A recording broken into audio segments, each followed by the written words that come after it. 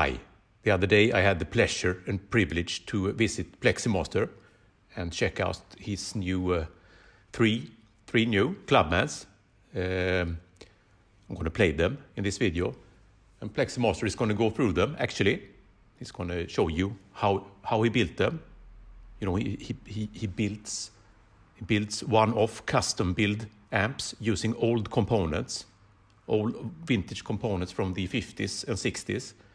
And he actually builds the speakers himself as well. He's going to go through all these 3 amps. The interesting thing here is that one of these amps is built on EL34 output tubes, then the other one EL84 output tubes, and the third one KT66 output tube. And he's built those in a row here. So it's kind of interesting to compare how he harnesses the kind of character of these 3 typical output tube or circuits with output tubes combination. Check out the video description. There you can navigate to all 3 amps here. So you can both navigate to when I play, because that's going to be all over the clip, and especially in the end I'm going to play. So use the time tags in the video description to navigate. All right, let's go. Hi, Pleximaster. Hi, Johan. It's great to be here. Always great to have you here and visit. Glad to hear it. So these are 3 really beautiful and amazing sounding amps. Yeah, thank you. I always make one-offs. Like Highlander, there can be only one. Yeah. And I always make them for a special person. So we discuss what kind of sound they are after and where they going to use the amp, if it's home or if it's on stage or in the studio. Yeah. And they are quite different, all of them. This one that we will start with is very cool crocodile skin. It was chosen by the person who will have it, and it's one trick pony, but what a pony. Yeah. It's you turn it on and it's full power, full blast, and then you use the guitar volume to get the cleaner sound. And so it's volume and EQ, more or less. And we also have a little special channel. This is because it's a guitar builder. It's a very simple, like a champ circuit there, and you can just test guitars and microphones and see different kind of flavors. So you want to try this? Yeah, I'd love to. Yeah, great. It's yours.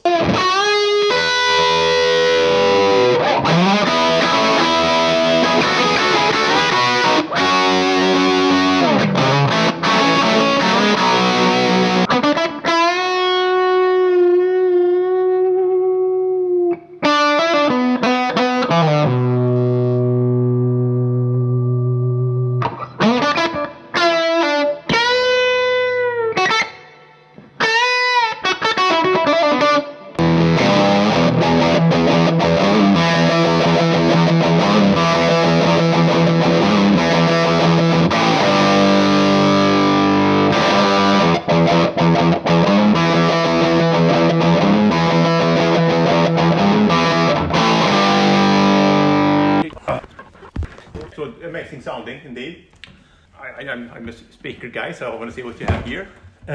Here we have special coned old Celestians that were blown, or sometimes I use Celestian PA with double cones as donors, because they are not really up to date, the PAs, the speakers. And I have a lot of different cones and different coils, and I mix them to fit the amplifier. Yeah. So these are the big magnets they usually found in like, Triple H, yeah, 30. And the cones are in this case pulsonic cones that are old from 1972. Yeah. And the coils are. I got a big batch.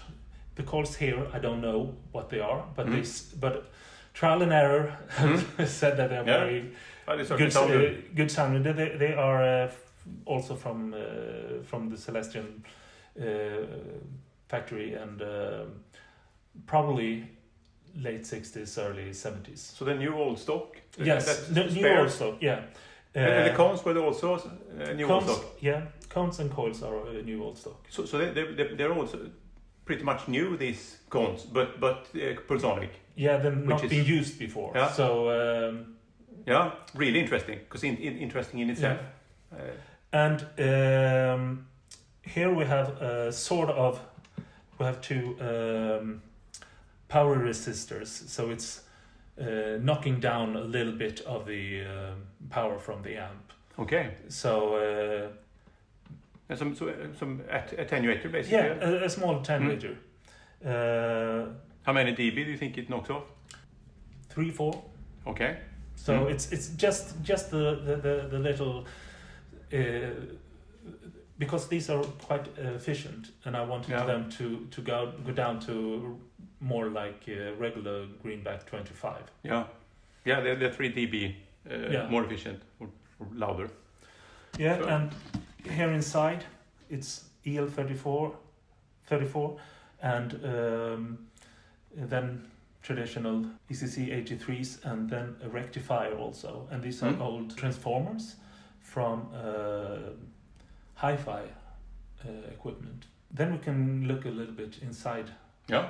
This one is rather similar to the amp that we tested before, the Clubman 13, but it's a little bit tamed. It's not so much AFD, rather full blast, and when you turn it down on the volume control of the guitar, you get clean sound.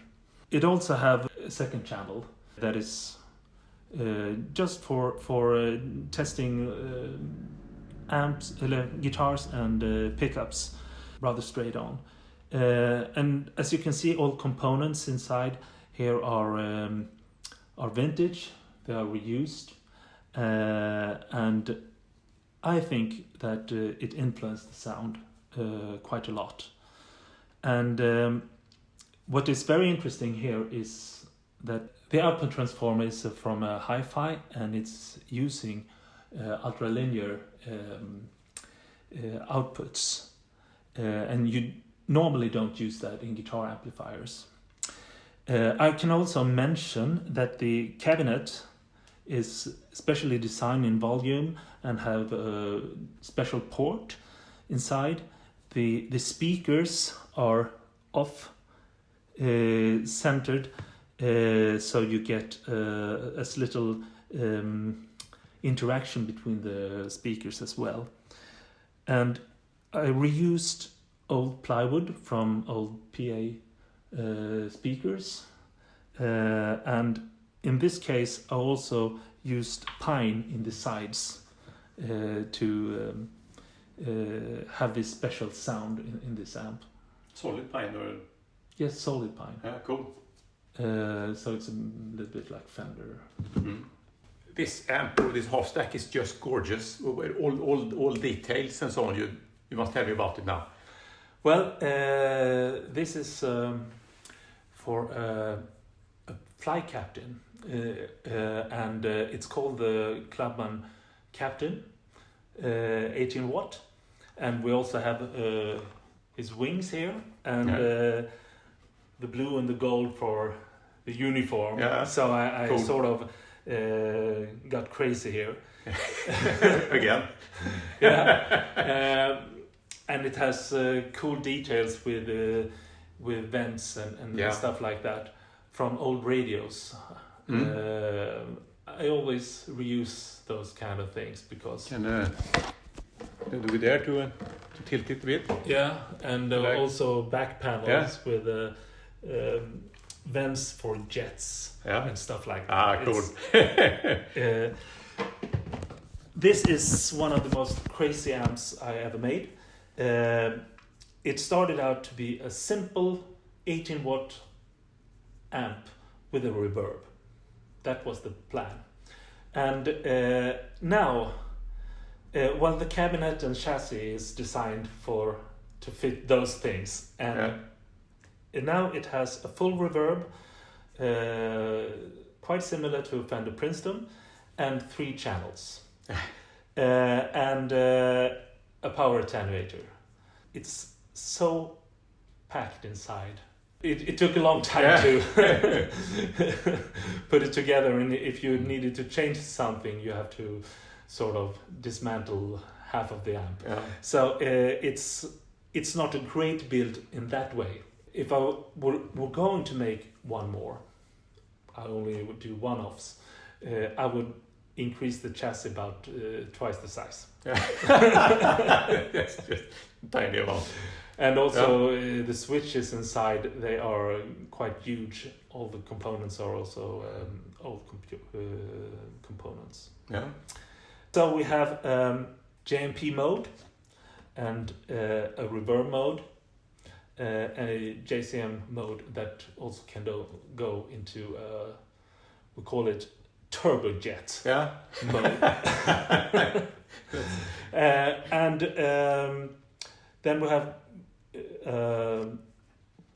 reverb, mix, dwell, and also this little switch here is called a wife switch that knocks off 30% of the output. So it's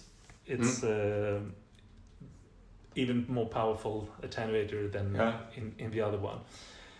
Is it built the same way? Is it the same kind of technology, or is it a more complex? No, attenuator? it's kind of same. Yeah. So it's power resistors that replaces sort of the speaker. Yeah. They are all big resistors, of course. Yeah, of course. Yeah. And this cabinet also have the off-centered speakers and a port up here that sort of let the bass come out, and it has a split back panel. There are 2 back panels with also a narrow port that runs along, and the speakers here are old blown Alnicos that I've reconed with old Pulsonics and old paper coils. So it's more or less the same, but all the coils that I got were unmarked, so I can't really tell. I got this huge badge from a music store that repaired speakers, and went out of business, and I bought the whole stock. Okay. So but you do you have many left? I have some. Yeah, I know there are many people who are interested. I know a lot of people that are interested. Too often. Sorry to bring it up. Once a week. You can also reuse old coils, but not in this one. If you have a blown cone, you can reuse the coil, and if you have a blown coil, you can reuse the cone. Yeah. But it's rather complicated. But I do that sometimes. But these are new old stock because I think they actually sound better. Sometimes you can find old speakers that are really, really good, but sometimes they have been played too many years and too loose. They are too loose. Yes. Should we check out the back? Yeah. Also. Man kollar så att alltid flytt på som ska här. Well, this is the back, and as I said, it was supposed to be a simple 18 watt, and now we have 1, 2, 3, 4, 5, 6, 7, 8, 9, 10, 11 valves. It has a rectifier, EL34s, and a bunch of preamp valves. Yeah. It has reverb. The reverb tank here. We had an old reverb tank initially, but a vintage one, but it didn't sound as good as a new one. So this is actually a new part. What is it? It's from TAD. Yeah. Here you have original radio spares that would, from the same time period and same models as 18 watt. So this is EL84 transformer output, and also a mains transformer. It has the choke that 18 watters normally don't have, and inside we have some extra power for the heaters, because we have so many valves outside here that alone can't drive all these. Yeah. But it's an old RS transformer. Because it got a bit packed inside, I have elevated heaters, which means that you raise the voltage above so that the heaters don't interfere so much with the power from 50 hertz. Don't enter the heater circuits, picking up the magnetic field. Okay. Also, all the preamp valves are not AC driven, so the heaters they are direct current, so it's DC. Oh, cool. That's pretty unusual. Yeah, but it's also to reduce noise that you do that, and all of these things got smacked into this amp. Yeah. So it's, as we open up, like a computer. We will see half of the things, because there are components underneath as well on each board. There are components going up and components going down. And no printed circuit boards inside. No, they're not. So this is kind of special. It wasn't supposed to end up like this, but thank God it did. Yeah, now it's cool. So yes. Yeah, let's look at the speakers also. Yeah, you have your driver. Well, as you saw, the back we have this small port when we use these, and you can, if you want, you can only use one, and you can also put on a piece of board on the back, and you have a full. And you have a round port here as well, that lets the bass come out in the front as well. So you have, because these Alnicos, these are more or less Recon's original 0652 speakers. Yeah. And they are quite bright. So you really want to have some bass port coming out to get it not too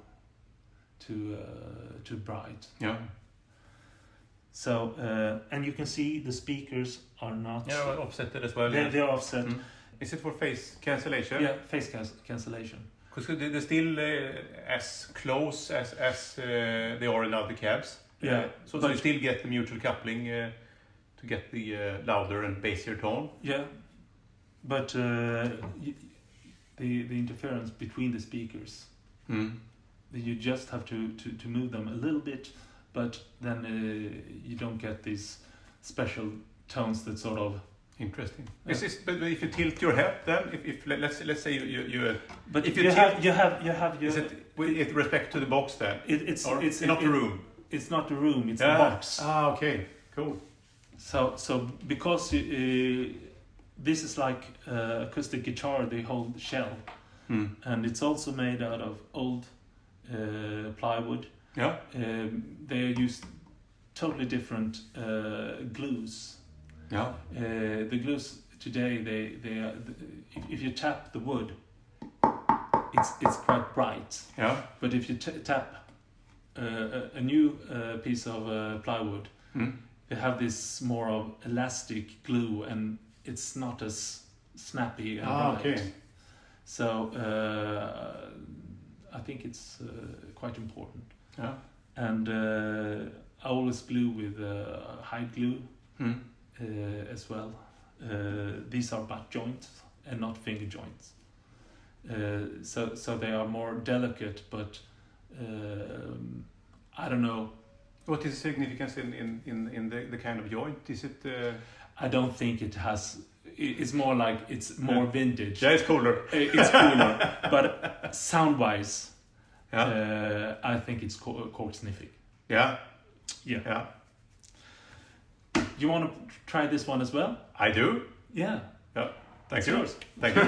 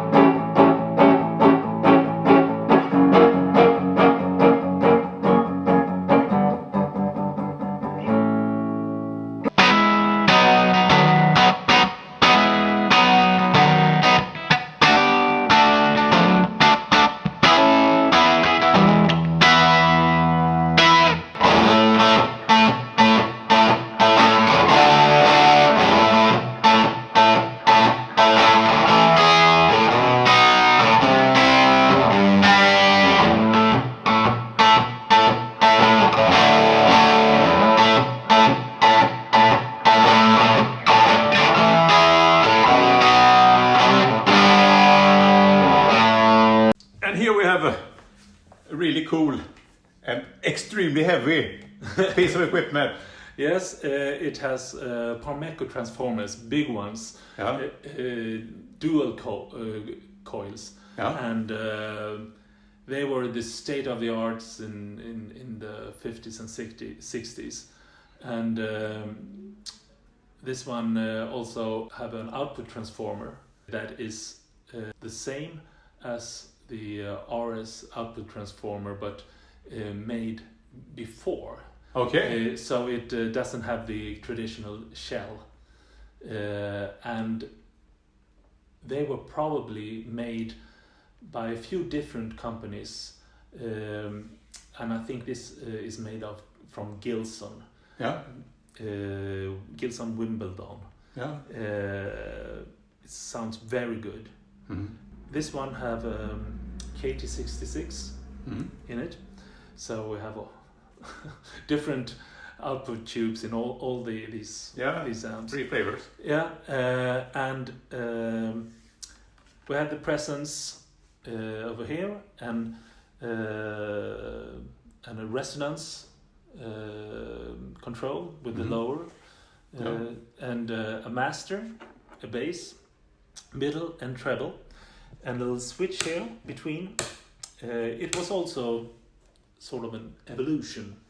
It started out a bit simpler and then it got crazy again. Yeah, I know. Sure. And then you have 2 overdrives, and you can chain them if you want, and you have this input here. Mm-hmm.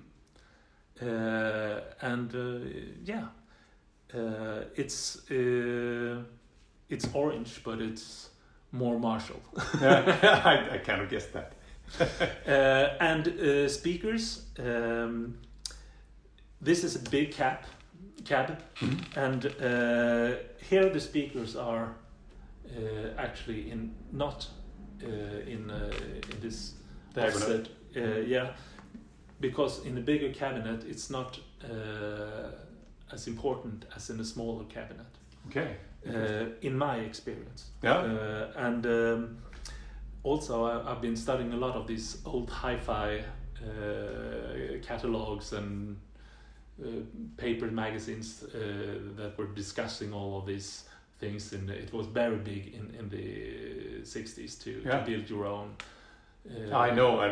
So there's a lot of information and a lot of knowledge. Theory that you don't know if it's true or not, but you can try it.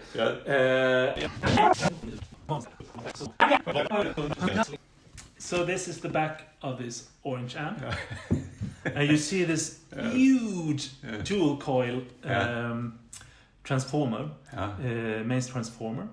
You have the KT66, and behind there is this output transformer. They wind that one as the RS output deluxe transformer. It's prior to that. And then we have a huge choke, unknown origin. It's almost black. It looks like it's. Did they treat that with some kind of surface treatment back then? Or? I actually painted the choke because I wanted that to match the dark thing. And here we have also. It looks really cool. These are original old ones, and they were black. So it's more of a design thing. Yeah, than, it looks good. It looks kind of brutal. And we have the traditional 3 ones here, and an extra behind there, sort of to have 2 extra gain stage. Okay, that could be changed. Cool. You can look inside, and you can see also that it's rather packed. It's not as packed as the Captain, but it's still a crazy build. Mm-hmm. Indeed. And as you see, I also use these old Bulgarian plugs. Yeah. And they are not up to the standards. To the standards today, but they are. The sound is so much better when you use these. Or is it joking or not? And also these old fuse holders. Yeah. I like to so all parts are reused, even screws and stuff like that. So when I repair old Marshalls, you can find parts in these old hi-fi amps, and I use them for Marshalls, and so I end up with all of these different components that are really, really good and nice from 50s and 60s and so on, and that's why I use to build these. Wonderful.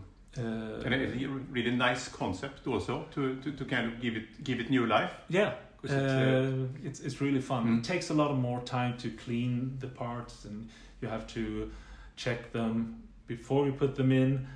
But you know, a resistor can show correct value, but when you put it in, it might not survive the currents. So it's a bit more complicated, but it's a therapy to build these. Well, we need to look into the cab as well. Yes. Let's see if I can help you. All right, here we have this. Here we have recones that I made as well. Actually, here I haven't put in the screws, and I haven't put in my own logo here. I will do that. I think it's fun to just use it. So, and also here we have 2 power resistors. Yeah. Is it the same as in the crocodile? Yeah. So it knocks off about the same. Yeah. So you get these the big magnets to be as efficient as the small ones. Sort of. Is it old one, both these? Yes. And what about the cones, or are they recon? Yes, these are old from the 70s bass cones. Yeah. In this one. Is it Pulsonic or yes, Pulsonic. Yeah. And also unknown old coils. Yeah. But it's not paper coils. It's the new ones. So they sound quite different from the older coils with the with the paper ones. And here the speakers are on the top. And not in that's I reacted to that. Really cool. What is the thought behind that? The theory about this is more that you want up the more spreading in the room. Spreading in the room. The other ones that are offset is also smaller cabinets, but so you can't fit them both up. No. So this is another way of making speakers in different ways. Speaker cabinets are often like it's a box, and that's it. Old wood, and so on. And this one too. Do you want to try it? I do indeed. It's yours. Thank you. Yeah.